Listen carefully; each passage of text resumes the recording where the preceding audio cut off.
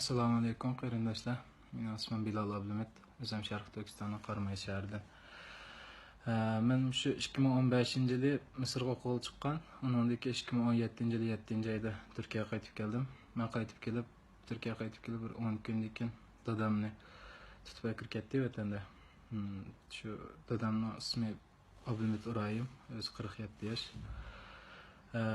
Bu ro'yda ishlaydi, ish bir gunohsiz, sababsiz tutib kirib ketdi dadamni. Ondan keyin mushili, ya'ni 2018-yili 5-oygacha hech bir xabar yo'qdi. Ya kaskanning xabari yo'q, yoki lagerga ketganning xabari yo'q. Jimjit tutib kirib ketgan peti. Ondan keyin 5-oyda mushili opam, ismi Arzugul Osman, opam bilan aloqa qilib turdim. Shu 5-oyda aloqamiz uzildi. Kunda degidek yaqib turdi, shu peti yo'qolib ketdi hamda hozirgacha qanday holat turayotganligini uqmayman. Shu ishlar to'g'risida guvohlik bermoqchi. Assalomu alaykum va rahmatullohi va barakatuh.